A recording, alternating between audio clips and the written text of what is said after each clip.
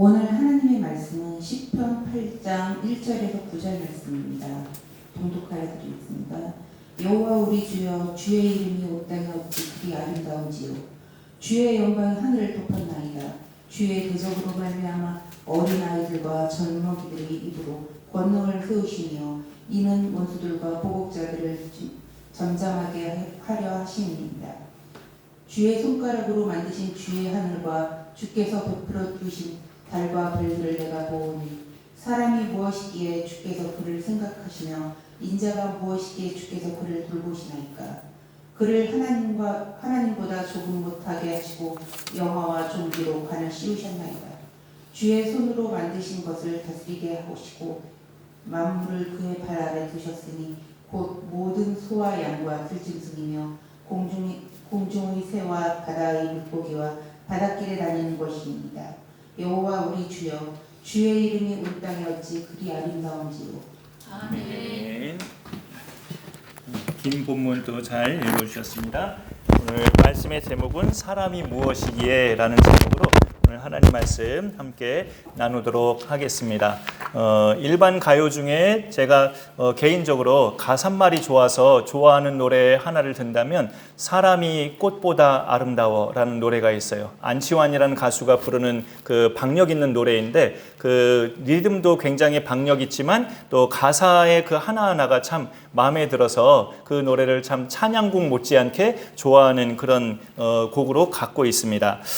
성경을 볼 때도 그렇게 그 말씀이 되고 있어요. 사람이 참 아름답고 귀한 존재로 묘사하고 있습니다. 하나님이 지으신 6일 동안 창조하신 모든 게 창세기에 보면 다 보시기에 좋았더라라고 되어 있지만 사람까지 포함했을 때 심히 좋았더라라고 되어 있고 그 어떤 피조물보다도 제일 마지막에 지은 사람을 가장 또 귀하게 또 사랑하시는 그런 대상으로 하나님은 삼고 계십니다. 우리를 볼 때 우리 자신이 대단히 존귀한 존재라는 거예요. 그게 여러분 마음속에 혹시 잘 믿어지지 않는 분이 계시다면 이런 예를 들어드리면 금방 이해하실 거예요. 내가 부모로서 내 자식을 바라볼 때 내 자식을 어떤 존재로 여기십니까? 부모님으로서 하찮은 존재로 여기십니까? 귀한 존재로 여기십니까? 그럼 분명히 금방 이해가 되죠. 아, 내가 부모 입장에서 내 자식들을 내가 그 누구보다도 이 세상 그 어떤 대상보다도 사랑하고 귀하게 여기지 않나. 그렇게 생각할 때 우리의 아버지이신 하나님이 예수 안에 거하는 구원받은 백성들을 그렇게 여기신다고 우리가 확신할 수 있어요. 오늘 시편 8편 읽어주신 이 9절도 사람의 존귀함을 또 중간에 노래하고 있는데 말씀 제목으로 보면 말씀 제목 위에 써져 있는 그 파란 글씨 조그마한 제목에 보니까 깃딧이라는 말이 나오고 있어요. 좀 생소하고 어려운 말인데 포도주 틀을 밟으면서 부르는 노래 그런 뜻으로 깃딧의 뜻이 그렇게 나와 있더라고요. 간단하게는 또 기쁜 곡조 그렇게 나와 있더라고요. 이 시가 쉬면서 노래인데 기쁜 마음으로 부르는 노래였다라는 의미로 우리가 생각됩니다. 하나님의 형상으로 지음받은 인간의 아름다움을 감사함으로 기쁨으로 부른 그런 시다, 그런 노래다라고 볼 수 있어요. 근데 또 여기 이 시편 8편은 전반적으로 하나님의 아름다움을 찬양해요. 그 첫 절과 마지막 절에 묘사가 똑같죠. 여호와 우리 주여, 주의 이름이 온 땅에 어찌 그리 아름다운지요. 하나님 자체도 아름답지만 하나님의 아름다움은 너무 절대적이라서 그 이름조차도 그 이름까지도 아름답다고 온 세상을 이렇게 딱 볼 때 하나님의 이름이 너무나 아름답다고 그 믿음의 사람은 세상을 볼 때도 하나님의 그 아름다운 흔적들이 보여서 그렇게 고백을 하고 있어요. 하나님의 그 아름다우심은 오늘 말씀처럼 그가 지으신 달과 별, 해, 그런 하늘 이런 온 땅을 볼 때도 느껴지지만 앞서 말씀드린 것처럼 제일 마지막에 지은 사람을 볼 때 결정적으로 하나님의 아름다우심을 느낄 수 있습니다. 우리의 머리부터 발끝까지의 모든 신체 구조를 봐도 그렇고 우리의 마음속에 있는 어떤 정서나 우리의 마음 상태를 봐도 그렇고 우리의 이 지어진 모습을 보면 그 우리를 지으신 창조주 하나님이 참 아름다우신 분이구나라는 것을 우리가 새삼 절감할 수 있어요. 오늘 그런데 9절 중에서 내용상 좀 안 어울리는 한 절이 있어요. 그 눈으로 보기에는 2절에 주의 대적으로 말미암아 어린아이들과 젖먹이들의 입으로 권능을 세우시며 이는 원수들과 보복자들을 잠잠하게 하려 하심이니라. 다 좋은 말씀들로, 아름다운 말씀들로 이렇게 모아져 있는데 이 2절에서는 주의 대적들이 나오고 원수와 보복자들 이런 표현이 나오고 그렇죠. 그런데 이 주의 대적자들, 원수와 보복자들은 간단히 말해서 하나님의 그 존재와 다스리심, 하나님의 그런 인도하심을 인정하지 않고 거부하는 사람들이죠. 나는 신 필요 없다. 나는 내가 알아서 살아간다. 뭐 신이 그렇게 굳이 있어야 되느냐 하면서 하나님의 존재와 그분의 인도하심, 그분의 다스리심을 거부하는 자들을 성경에서는 대적 또는 뭐 심하게 말하면 악인 그렇게 표현합니다. 그런데 그들을 상대하는 대상들, 그들과 싸워 이기는 대상들을 여기 보면 어린아이들과 젖먹이들이라는 표현이 나오고 있습니다. 어린아이들과 젖먹이들은 약자를 상징해요. 약자. 그 어린아이들과 젖먹이들의 입으로 권능을 세우셔서 그 대적들을 상대할 수 있게끔 하나님이 그렇게 세우셨다는 거죠. 여기 우리 참고 말씀 중에 고린도전서 1장에 보면 이런 말씀이 있어요. 우리 다 같이 한번 읽어보실까요? 여기 첫 번째 말씀 시작. 세상에 미련한 것들을 택하사 지혜 있는 자들을 부끄럽게 하려 하시고 세상에 약한 것들을 택하사 강한 것들을 부끄럽게 하려 하시며. 사실 좀 표현이 부드러운 것을 강조하는 분들은 왜 성경에서 것들을 이렇게 표현을 했을까라고 느껴질 수도 있는데 번역상 또 이렇게 그대로 번역하다가 저렇게 한글 성경으로는 되어 있다라고 우리가 이해를 하면 되겠습니다. 우리가 하나님 믿는 신앙으로 세상을 볼 때 죄악이 가득한 세상으로도 보이지만 아름다운 모습도 세상 속에 분명히 보이는 것은 약한 자들을 사용하시는 하나님 때문에, 약한 자들을 사용하셔서 강해 보이고 세 보이고 가진 것 많아 보이는 자들을 엎으러뜨리는 그런 하나님을 볼 때 세상은 마냥 나빠 보이진 않고 세상 속에 그 아름다운 모습들이 보인다는 거죠. 그 약한 자가 아무것도 못할 사람 같은데 뭔가 능력 있는 일을 해낸 그런 모습을 볼 때, 그 약함을 통해서 하나님의 능력과 영광이 보여질 때, 그럴 때 세상은 아름다워 보여요. 우리 강선한 교회가 주변에 또 도심지에 쟁쟁한 큰 교회들에 비해서는 약해 보이고 엘리베이터도 없고 참 이렇게 어찌 보면 그 흔한 십자가 종탑도 바깥에 없고 하면서 교회 맞나? 라고 이렇게 볼 수도 있지만 오늘도 이렇게 오신 분들과 하나님 앞에 예배드리고 하나님이 우리의 예배를 받으시고 우리가 또 장기적으로 볼 때 예수님 모르는 사람들에게 계속 예수님을 전하는 교회로 나아간다면 하나님이 똑같이 쓰시는 교회입니다. 그러면 우리 교회도 하나님이 똑같이 영광을 받으시는 교회인 거예요. 믿음의 시인인 다윗이 볼 때 주님의 이름이 온 땅에 아름다운 이유는 하나님께서 고린도전서 참고 말씀도 있었지만 미련하고 약한 다윗 자신도 자기를 그렇게 생각했어요. 이새의 막내 아들이고 아버지의 양치기나 했던 그런 별 볼 일 없는 막내 아들이었는데 이 약한 존재를 하나님께서 이스라엘의 왕으로까지 세우시다니 이 세상이 참 아름답구나. 하나님 때문에 이 세상이 아름답구나. 내가 나를 생각할 때 그렇게 내가 그런 신분의 사람이 된다는 건 기적 같은 일인데 하나님이 나를 그렇게 세우시다니 참 세상이 아름답다. 그렇게 고백하고 있는 거죠. 그의 입으로 그들의 입으로 주님을 찬양하게 하시고 연약한 자들, 약한 자들, 그리고 원수들과 보복자들을 잠잠하게 만드신대요. 하나님, 너희들 까불지 마라. 너희들 교만하지 마라. 그 하나님을 인정하지 않고 대적하는 자들을 하나님이 입 다물게 잠잠하게 하신다는 거죠. 우리는 잘 모를 수 있지만 세상은 그렇게 돌아가고 있다는 거예요. 강해 보이고 힘 있는 교만한 자들이 약해 빠져 보이는 자들에게 오히려 못 이기고 패배하는 그런 세상이 우리가 자세히 눈을 뜨고 보면 볼 수 있다는 거죠. 그런 세상의 모습을 볼 때 주님의 그 손이 세상 가운데 이렇게 뻗쳐져 있구나. 참 세상은 그래서 아름답다라고 고백할 수 있죠. 그리고 3절과 4절에 보면 우주 천체, 주의 손가락으로 만드신 주의 하늘과 주께서 베풀어 주신 달과 별들을 내가 보오니 그것도 하나님의 아름다우심이 느껴진다는 고백이죠. 우주 안에서 그 광활한 끝도 없는 우주 안에서 살아가는 연약한 인간을 하나님은 어찌 보면 눈으로도 보이지 않는 그런 티끌보다도 더 작은 우리 사람을 하나님은 아름다운 존재로 그렇게 만드신 그 하나님이 아름답다는 거죠. 하늘의 별은 다 뭐 아시겠지만 우리 눈에 들어오는 개수보다 우리 눈에 안 들어오는 별들의 개수가 무한대로 훨씬 많죠. 사실. 그런데 그리고 우리가 해수욕장을 가볼 때 모래수만 해도 우리는 한 해수욕장의 모래수도 죽는 날까지 다 못 셀 거예요. 그 모래알을 다 세라고 한다면. 그런데 놀라운 것은 지구 땅덩어리 전체에 있는 모래알들 숫자보다 우주에 있는 별들의 숫자가 더 많다는 것. 가히 상상이 안 되죠. 하나님의 그 광활하심은 가히 상상이 안 되는데 그 어마어마한 우주 안에서 보이지도 않는 그 지구, 이 지구라는 별이 다른 별들에 비해서 그렇게 월등하게 큰 별이냐? 그것도 아니에요. 지구보다 훨씬 더 큰 별들도 굉장히 많아요. 그런데 그 지구라는 땅덩어리 적당한 크기의 그 별 안에 수많은 사람들이 이렇게 모여서 살아가게 하시는, 그리고 그 수많은 사람 중에 나 한 사람을 또 하나님은 집중하시는 그런 전능자라는 거죠.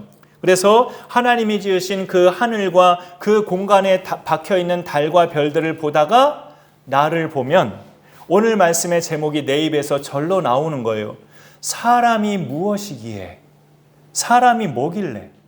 하늘과 달과 별들에 비하면 보이지도 않는 정말 미미한 이 존재가 뭐길래 주께서 그를 생각하시나이까? 여러분, 방바닥에 기어가는 작은 벌레를 보실 때 저 벌레도 고귀한 생명체이니 내가 죽이지 말아야겠다, 그런 생각 하시나요? 저는 도망가기 전에 대번에 죽여요. 휴지 어딘지 빨리 찾아서. 우주를 만드신 하나님의 눈에는 우리 사람이 그 벌레보다도 더 작게 보이지 않겠어요? 더 미미하게 보이실 수도 있죠. 하나님 눈에는. 하나님과 사람을 비교한다는 것은 모든 면에서 비교 자체가 안 돼요. 그럼에도 불구하고 하나님은 사람과 소통하시면서 세상을 운행하신다는 것은 정말로 숭고한 일이고 대단한 하나님의 배려죠. 능력도 그렇고 지식도 그렇고 그야말로 하나님은 전지전능하신 하나님이에요.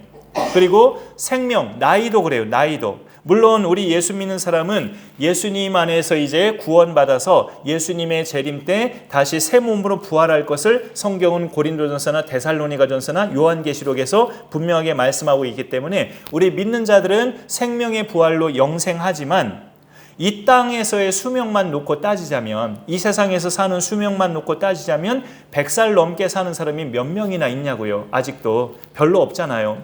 그런데 하나님과 인간은 나이로도 비교가 안 돼요. 우리가 하나님의 천지창조를 창세기 말씀 따라 우리는 그렇게 믿고 살지만 일반 세상에서 주장하는 지구의 나이는 45억 년 정도, 45억 4천만 년 정도, 그 정도 돼요, 나이가. 우주의 나이는 한 140억 년 가까이 정도 돼요. 세상에서 측정하는 지구와 우주의 나이가. 그런데 설령 그렇다 할지라도 하나님은 그보다 더 나이가 많으시죠. 왜냐하면 영원 전부터 계속 계셨고 영원 후에도 계속 계실 것이니까. 그분에게는 나이를 논하는 것 자체가 의미가 없어요. 그냥 영원하시니까. 그런 절대자 하나님께서 사람이 뭐라고, 사람이 무엇이기에 그 사람을 생각하시며, 인자가 무엇이기에, 인자는 사람의 아들이란 뜻이죠. 우리가 다 태어난 사람들이잖아요. 사람의 몸속에서. 이 인자가 무엇이기에 주께서 그를 돌보시나이까? 이렇게 고백합니다. 4절 말씀에 보면 사람이 무엇이기에 주께서 그를 생각하시며 인자가 무엇이기에 주께서 그를 돌보시나이까, 그 말씀 그대로 있죠. 요 4절에는 두 가지 특성이 좀 드러나요. 한 가지는 무가치함, 그리고 또 한 가지는 존귀함. 무가치함과 존귀함이 이 4절 안에서 같이 발견할 수 있어요. 사람에게는 그 두 가지 특성이 같이 있다는 거죠. 하나님 앞에서는 물론이고 때로는 다른 피조물들과 비교해도 어찌 보면 연약하고 맥을 못 추는 존재가 우리 인간이에요. 맹수들 앞에 있으면, 호랑이나 사자나 곰이나 이런 맹수들 앞에 있으면 인간은 또 연약한 존재죠, 힘으로는. 그리고 날씨도 보세요. 날씨. 조금만 기온이 떨어져도 우리는 패딩, 이렇게 파카 외투를 찾게 되고 조금만 더워도 다른 또 외투를 찾게 돼요. 모든 동물 중에 지적인 능력은 제일 뛰어난 것 같지만 또 전반적으로 또 참 연약한 존재가 또 인간이에요. 물질적으로 풍요로운 사람은 좀 비싼 옷을 걸치면서 좀 가꾸면서 살지만 죽으면 그 영혼도 그냥 맨몸으로 돌아가는 건 똑같아요. 연약한 허망한 인생일 뿐이에요. 죽고 나면. 한편으로 보면 굉장히 무가치한 존재가 인간인데 그러나 또 굉장히 가치가 있고 존귀하고 고귀한 존재가 바로 또 인간이에요. 왜냐하면 하나님이 돌보시기 때문에 하나님이 그 인생을 또 고귀한 존재로 삼으시고 그 인생을 평생 돌보시기 때문에 그로 인해서 인간은 또 고귀한 존재라고 말할 수밖에 없습니다. 심지어 또 5절에 보면 그를 하나님보다 조금 못하게 하시고 하나님보다 조금 아래로 그렇게 표현이 되어 있죠. 영화와 존귀로 관을 씌우셨나이다라는 그런 표현이 나오고 있습니다. 실제로 사람은 제가 저를 볼 때도 그렇고 여러분 자신도 그런 공감을 하실 텐데 내가 하나님보다 조금 못한 상태인가요? 하나님을 100점이라고 하면 내가 80점짜리 존재인가요? 택도 없는 소리죠. 나는 하나님 앞에 비교 자체가 될 수 없는 연약한 피조물이에요. 그런 점수 따위로 비교될 수가 없죠. 그런데 하나님이 이렇게까지 하나님보다 우리를 조금 못하게 하셨다라고 말하는 것은 우리를 하나님의 대리인으로 삼으셔서 그래요. 그래서 하나님의 대리인으로 삼아서 하나님이 우리에게 뭘 맡기셨느냐? 6절, 7절, 8절에 있는 그런 모든 것들, 그 주의 손으로 만드신 것을 다스리게 하시고 만물을 그의 발 아래에 두셨으니라고 말씀하고 있습니다. 하나님이 6일 동안 만드신 그 멋진 세상을 인간에게 맡기셨어요. 아담에게, 인간에게 맡기셔서 다스리라고 위임하셨습니다. 네가 다스려봐 하면서 사람이 하나님 역할을 하는 거예요. 왜 대통령이 유고시에는 총리가 대통령 대행 역할을 하잖아요. 갑자기 자기도 원치 않고 자기도 뜻한 바가 아니었는데 갑작스럽게 유고가 됐으면 대행 역할을 하는 거죠, 총리가. 근데 우리가 하나님의 대행 역할을 한다는 거예요. 이렇게 천지만물 지은 그 피조물을 다스리면서 굉장한 영광이죠. 이거는 피조물로서 굉장한 영광이에요. 근데 안타깝게도 사람이 거기에 만족하지 못하고 자기가 하나님처럼 되고 싶은 교만에 빠지다가 하나님과 관계가 끊어져 버리고 하나님께서 맡긴 이 세상도 엉망진창이 돼버렸어요. 그런데 오늘 시편 8편이요. 구약 성경은 신약 성경으로 완성된다라는 표현이 있어요. 오늘 시편 8편이 신약 성경 히브리서 2장에도 요 시편 8편의 몇 절이 똑같이 담겨 있어요. 히브리서 2장에도. 그 중에 한 절을 그 다음 절로 보실까요? 히브리서 2장 6절은 이건 똑같은 표현이니까 제가 읽어볼게요. 사람이 무엇이기에 주께서 그를 생각하시며 인자가 무엇이기에 주께서 그를 돌보시나이까. 이 말씀은 오늘 시편 8편 4절하고 똑같아요. 글자 하나 안 틀리고. 그런데 그 다음 절을 또 볼까요? 그 다음 절 2장 7절은 같이 읽어봅니다. 시작. 그를 잠시 동안 천사보다 못하게 하시며 영광과 존귀로 관을 씌우시며. 여기 히브리서에는 사람을 잠시 천사보다 못하게 했다라는 표현이 나오는데 오늘 그 시편 8편 5절에 보면 그 천사보다라고 되어 있지 않고 뭐보다라고 되어 있죠? 그를 뭐보다 조금 못하게 하시고. 원본에는 뭐라고 되어 있어요? 아까 제가 표현을 했는데 원본에는 하나님보다라고 되어 있잖아요. 하나님보다 조금 못하게 하시면 되어 있는데 구약 성경은 원어가 히브리 말이에요. 히브리 말인데 이 히브리 말 구약 성경을 그리스 말로 헬라 말로 번역한 성경이 있어요. 한 70명 정도가 모여서 번역했다고 해서 그 성경을 70인 역이라고 해요. 번역했다라는 뜻이죠. 역은. 그래서 그 구약 성경을 그리스 말로 번역한 성경이 70인 역인데 70인 역에는 시편 8편 5절의 이 표현도 천사보다라고 되어 있어요. 하나님보다라고 되어 있지 않고 어찌 하나님을 감히 비교하느냐라고 하면서 번역할 때 하나님은 감히 우리가 쓰지 못한다. 천사라고 쓰자 해서 천사보다 조금 못하게 하셨다라고 되어 있는데 여기서 그런데 히브리서에서 말씀하고 있는 그는 누구일까요? 원래 시편에서 말씀하고 있는 그는 하나님이 지으신 인간인데 히브리서로 넘어와서 말씀하고 있는 그는 바로 이 땅에 사람으로 오신 그분이에요. 이 땅에 사람으로 오신 그분 예수님을 가리키는 표현입니다. 그래서 이 예수님이 왜 천사보다 못해? 하나님이신데 그렇게 의문을 가질 수도 우리가 있는 건데, 이 예수님이 잠시 천사보다 못한 존재가 되신 때는 보통 이렇게 해석하죠. 그가 십자가에 달려 죽음을 맞이하신 그 순간은 하나님 앞에 버려졌기 때문에 천사보다 못한 존재의 시간들을 보내신 거죠. 그런데 여기 히브리서 2장에서 말씀하는 그가 예수님이라는 증거는 요 2장 7절 다다음 절에 예수라고 밝히고 있거든요. 그 다음 페이지 보죠. 좀 표현이 좀 복잡하고 그렇긴 하지만 우리 히브리서 2장 9절 같이 읽어봅니다. 시작. 오직 우리가 천사들보다 잠시 동안 못하게 하심을 입은 자 곧 죽음의 고난을 받으심으로 말미암아 영광과 존귀로 관을 쓰신 예수를 보니, 끝에 그가 예수라고 밝히고 있죠. 사실 우리 인간도 죄짓기 전에는 천사보다 조금 못한 존재, 그런 존재만큼 탁월했어요. 아담과 하와를 볼 때 아담과 하와는 죄를 짓기 전에 이 말씀처럼 하나님께서 영화와 존귀로 관을 씌워주신 멋진 그런 인간, 멋진 창조물이었습니다.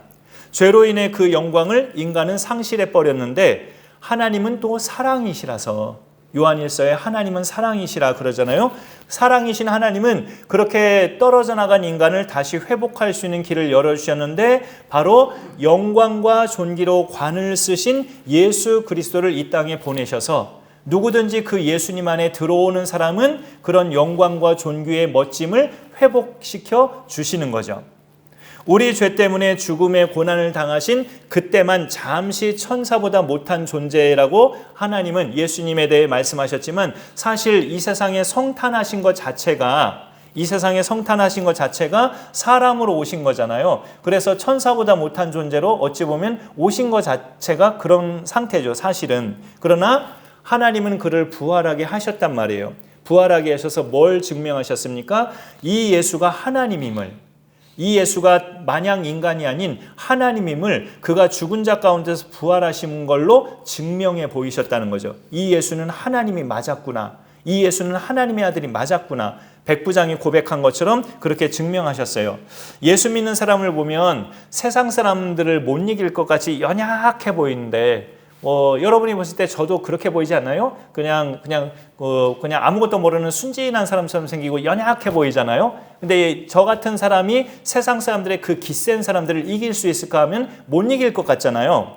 근데 예수님이 이기셨다는 것을 우리는 알아야 돼요. 인간의 죄와 죽음의 문제, 인간으로는 죽었다 깨어나도 해결할 수 없는 죄와 죽음의 문제를 그 예수님이 해결하신 하나님이셔요. 세상을 이기시는 것은 예수님에게는 일도 아니에요.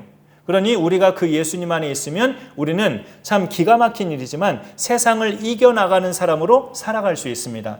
진 것 같은데 결과를 보면 이긴 상태로 되어 있는 그런 존재들이 우리 예수 믿는 사람들이에요. 저한테는 이 강선한교회 공간이, 또 여러분이 제 인생의 지금으로서는 전부예요. 전부나 마찬가지예요. 그런데 우주를 지으신 하나님이 이 땅덩어리 지구를 보실 때, 그 중에 불과 한 켠에 있는 이 조그마한 강선하는 교회를 보실 때 하나님이 이 교회 문제가 그렇게 크게 보일까요? 하나님 눈에는? 저한테는 이 교회가 제 인생의 전부와 같은 그런 큰 덩어리인데 하나님 눈에는 이 교회가 그렇게 큰 문제 덩어리로 보일까요? 아무것도 아니란 말이에요. 이 지구에 있는 많은 교회들을 하나님이 이끄시는 건 하나님한테는 일도 아니에요. 그렇게 우리가 받아들일 때 하나님의 전지전능하심을 신뢰하면 우리의 모든 것도 하나님 앞에 믿음으로 맡길 수가 있습니다. 우리가 처음에 아담처럼 영광과 존귀를 회복하고 처음에 아담처럼 세상을 다스리고 세상을 우리 발 아래에 둘 수 있는 그 위대한 피조물로 회복되는 비결은 예수 그리스도 안에 거하는 거예요. 인간의 존귀함은 예수님 안에서 살아갈 때 존귀하고 고귀하고 가치가 있는 거지, 그렇지 않으면 그냥 의미 없어요. 인간도 하나의 육체 덩어리, 살 덩어리에 불과한 존재예요. 그래서 예수 믿는 우리는 사람이 무엇이기에 그를 생각하시며 인자가 무엇이기에 그를 돌보시나이까, 이런 표현을 이렇게 좀 바꿔도 괜찮아요. 우리가 뭐길래 이 땅에 그리스도께서 오시기까지 하셨으며 우리가 뭐길래 예수님이 당신이 그렇게 죽으시고 우리를 살리셨나이까? 그렇게 표현을 바꿔볼 수도 있죠. 예수님 안에 있는 자만이 그 멋진 죄짓기 전에 하나님의 그 깨끗한 형상을 회복할 수 있고 외모뿐만 아니라 내면도 추하지 않고 아름답게 채워지고 가꾸어집니다. 삶의 질도 그래서 달라지죠. 예수 안에 있는 사람만이 하나님의 사명자로 살게 되는 거예요.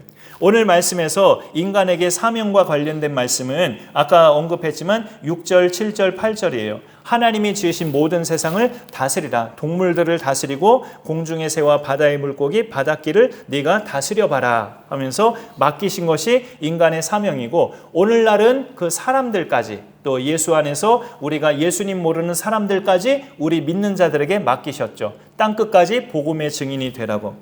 하나님은 당신이 창조한 세계를 인간에게 맡기셨어요. 근데 뭘 믿고 맡기셨을까요? 우리를 뭘 믿고? 그만큼 사람은 본래 뛰어난 피조물이었다는 거죠. 죄를 짓기 전까지는.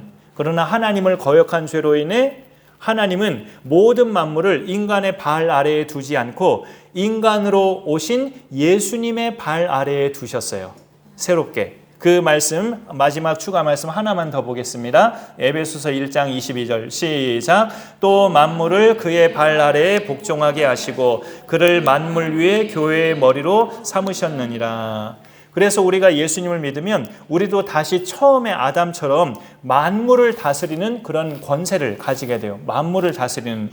그게 우리가 무슨 정치인이나 권력자가 된다는 뜻이 아니고요. 죄로 가득한 이 세상에서 내가 믿는 예수님을 그 죄로 가득한 이 세상 속에다가 계속 집어넣는다는 거예요. 말하자면 예수님을 세상 속에다 계속 집어넣고 성경의 가치관을 내가 계속 세상 속에다 집어넣어서 사람들에게 예수님을 자꾸 드러내고 하나님 말씀을 심고 이 세상을 하나님의 나라로 만들어가는 거예요. 엄두가 안 나는 일로 느껴질 수 있지만 모두가 그렇게 살아가면 되어가요. 우리 예수 믿는 사람 한 사람이 살고 있는 각자의 위치에서 그렇게 살아가면 이 세상이 점점 하나님의 나라가 넓혀집니다. 그게 우리의 사명이에요. 예수님은 나를 죄에서 구원하시고자 잠시 천사보다 못한 상태까지 되셨어요. 덕분에 예수 믿는 나는 하나님이 사람을 처음 지으셨을 때 그 모습을 회복하는 단계까지 됐어요. 여전히 죄 짓는 순간도 있고 우리가 마귀에게 넘어지는 순간도 여전히 있지만 우리의 신분은 하나님의 자녀요 하나님 나라 백성이라고 성경은 가르쳐줍니다. 하나님이 보실 때 예수님을 모신 내 모습은 하나님 보실 때 어떻게 보이실까요? 봄철의 벚꽃이나 가을의 단풍이나 겨울의 설경보다 훨씬 더 나 자신을 아름답게 보십니다. 이게 또 안 믿어지시는 분들은 출산을 앞둔 부부를 예를 들게요. 이제 곧 태어날 아기를 위해서 아기 방을 예쁘게 꾸미죠. 부모는 벽지도 예쁜 색상으로 바르고 침대와 모빌도 사고 아기자기한 인형들도 사서 준비해 놓고 천정에 예쁜 별들도 붙이고 하지만 그 모든 것보다 뭐가 훨씬 더 예쁠까요? 이제 곧 태어날 아기. 그 아기가 있기 때문에 그 모든 걸 예쁘게 가꾸는 거잖아요. 그 모든 것들보다 그 아기 생명체가 제일 예쁘잖아요. 하나님이 보실 때 우리가 그렇다는 거죠. 겨울의 설경보다 가을의 단풍보다 봄의 벚꽃들보다 우리를 더 아름답게 보십니다. 우리 안에 예수가 계시다면 그런 믿음으로 우리가 살아가시면 좋겠어요. 이 사실을 알고 내가 확신하면서 산다면 나는 세상에서 그 무엇보다도 아름다운 존재가 되고 아름다운 사람은 자기를 아름답게 하신 하나님의 그 아름다움을 또 곳곳에서 눈으로 보게 돼요. 참 아름답다. 와, 저거 참 아름답다. 하나님 때문에 아름다워진 사람은 그의 눈에도 아름다운 것들이 많이 보이면서 뭐라고 그 입술에서 고백이 되냐면 여호와 우리 주여 주의 이름이 온 땅에 어찌 그리 아름다운지요. 이런 고백이 나오게 돼요. 예수님 모시고 살아가는 여러분 자신의 아름다움을 계속 발견하면서 나를 새 사람으로 가꾸어 주신 하나님의 그 아름다운 흔적들도 세상 곳곳에서 많이 보시면서 늘 감사와 찬송이 넘쳐나는 행복한 삶이 되시기를 간절히 축복합니다. 오늘 말씀 생각하면서 시편 8편의 말씀이 그대로 가사로 딴 찬양이 있는데 그 찬양 한번 같이 부르면서 봉헌하도록 하겠습니다.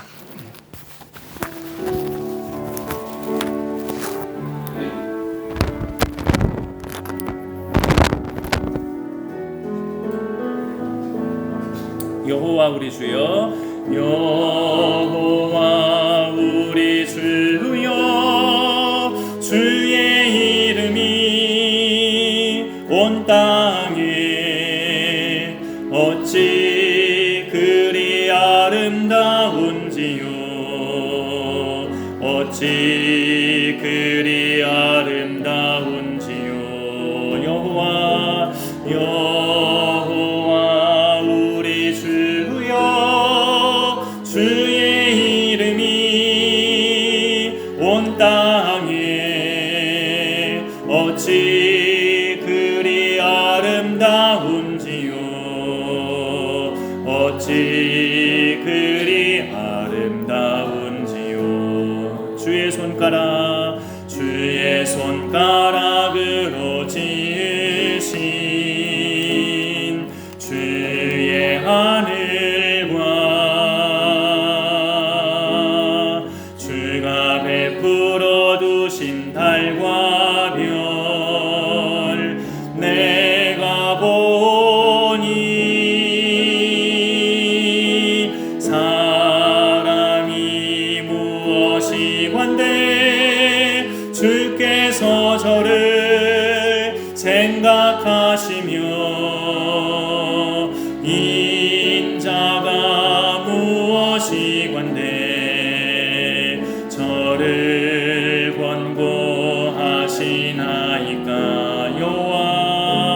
여호와 우리 주여, 주의 이름이 온 땅에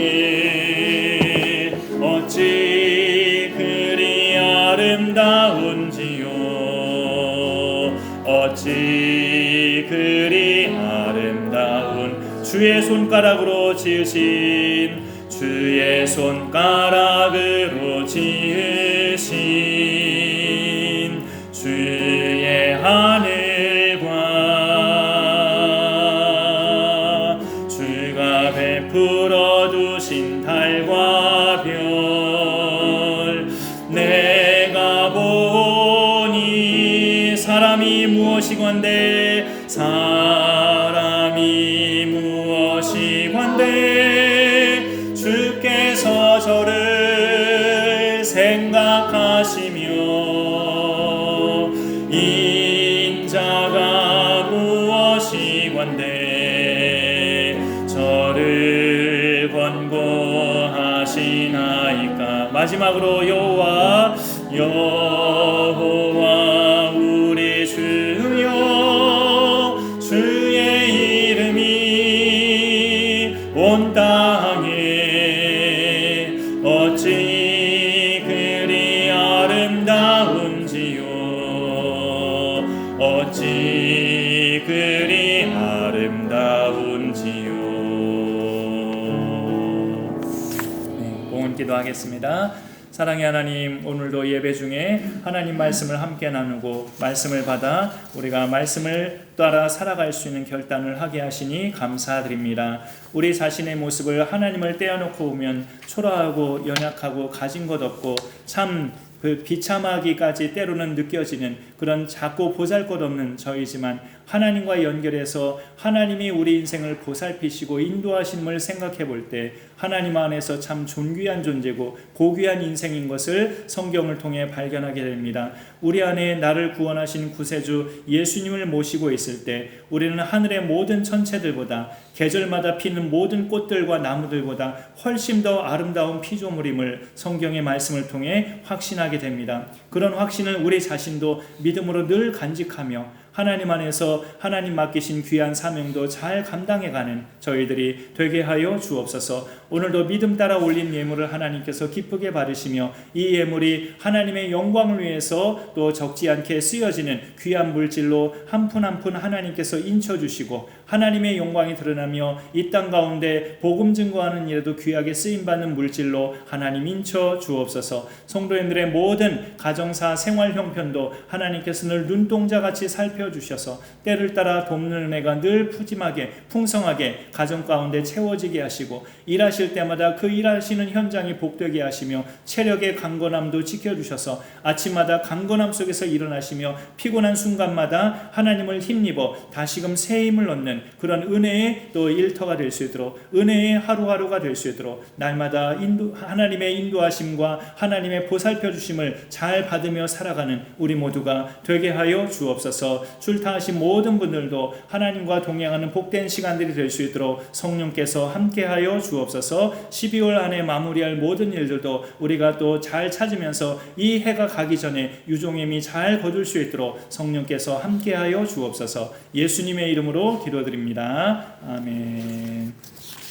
오늘 단촐하게 좀 모여진 날이지만 또 오신 분들과 함께 하나님을 예배하게 돼서 기쁘고 감사하게 생각합니다. 우리 신구약 성경 1독 이상 달성되는 것이 12월 21일 셋째 주일까지 그렇게 가능하신 분들은 저에게 알려주셔서 조촐하지만 또 성경 통독상 그렇게 드릴 수 있도록 준비하도록 하겠습니다. 마지막 주일에. 그리고 또 이 행사는 하기 전에 알려드리면 또 신경 쓰시고 그럴까봐 또 하고 나서 이렇게 주보에 기재했는데요. 12월 첫날과 둘째 날에 이틀에 걸쳐서 교회 김장 한 25폭인가 그 정도 했습니다. 또 시간 사이에 또 함께 하신 분들 계셨는데 감사드리고 신경 써주신 분들께도 감사드립니다. 다음 주일은 그 점심 식사 후에 또 오랜만에 하는 건데 말씀 3 나눔 시간을 교제의 시간이에요. 편안하게 교제하는 시간인데 주제를 정해서 우리가 교제하는 시간으로 그렇게 몇 차례 가져봤습니다. 다음 주일에 나눔 주제는 나에게 2025년은 입니다. 나에게 2025년은. 그래서 그 안에 가장 감사한 것도 한번 담아보셔서 그렇게 말씀해 보시면 좋겠어요. 모두가 한마디씩 돌아가면서 나에게 2025년은 어떤 해였는가 그런 거죠. 한번 생각하시면 막 떠올려지는 게 있으실 거예요. 그렇게 또 말씀을 드립니다. 12월 봉사위원 성탄절까지 포함해서 마지막 주일까지 넣어봤습니다. 해당하시는 분들 또 확인하시고 기도로 준비해 주시면 좋겠습니다. 그리고 우리가 늘 명목상으로 연초가 되면 올해도 연말까지 성경 읽기 합니다 해서 주로 이제 해당하신 분이 전도사님과 한두 분 정도만 이제 통독 몇 독씩 하셔서 또 상 받으시고 하셨는데 이게 전체적으로 좀 실행이 되려면 이것도 하나의 방법이더라고요. 연초에 일정 기간 동안에 읽기 대회를 해서 누구나 다 1독은 돌파하게 하는 그런 것도 하나의 방법입니다. 1, 2월 두 달이면 딱 59일인데 2월이 28일까지밖에 없어서 59일 동안에 신구약 성경을 다 읽으려면 계산기로 이렇게 계산해 보니까 하루에 20장씩 읽으면 되더라고요. 하루에 20장씩 읽으면 되는데 이게 읽기가 숙달이 안 된 분들에게는 너무나 과한 그런 분량이긴 한데 시도해 보면은 못 될 일은 아니에요. 또 될 수도 있는 일이기 때문에 계속 12월 동안에 광고로 이렇게 여러분들께 전달해 드려보도록 하겠습니다. 그리고 제가 한번 12월 중에 한번 이렇게 시범을 해서 단톡방이든지 한번 올려볼게요. 20장인 걸 녹음을 해서 성경 오늘 20장 읽었습니다 하고 녹음을 해서 올려드려보면 여러분도 가능하실 거라고 생각이 됩니다. 그렇게 한번 도전해 보셔서 왜 성경 읽기로 연초에 무장을 하고자 하냐면 또 날씨 풀려지면 봄부터 우리가 좀 띄엄띄엄 나가서 주변 전도를 또 다시 시행하고자 하는데요. 전도의 현장으로 나아가기 전에 말씀으로 무장하는 게 또 중요하거든요. 믿는 사람들은. 그래서 말씀으로 무장한다는 차원에서 또 1, 2월 동안 성경 1독, 신구약 성경 1독에 한번 도전합니다. 강요는 아니고 권장사항이기 때문에 도전하고 싶은 마음이 움직이는 분들은 도전하시기를 간절히 바라고요. 그게 엄두가 안 난다 하신 분들은 더 깊이 고민해 보셨다가 생각하셔도 상관없습니다. 그렇게 말씀드립니다. 우리 12월 생일자 축하 대상자가 있는데 1년 이상 못 오시는 우리 장미영 집사님의 부군 되시는 강상균 안수 집사님이세요. 그래서 축도 전에 간단히 우리 강상균 집사님 생일 축하 기도를 제가 봉헌 기도 때 놓쳤는데 축도 직전에 잠깐 하고 그렇게 축도하도록 하겠습니다. 우리 일어서서 같이 84장 부르고 예배 마칩니다.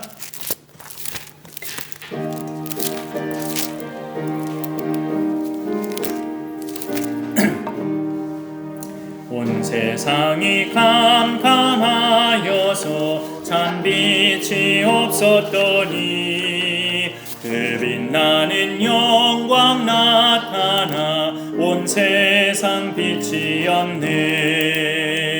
영광 영광의 주 영광 영광의 주 밝은 그 빛 내게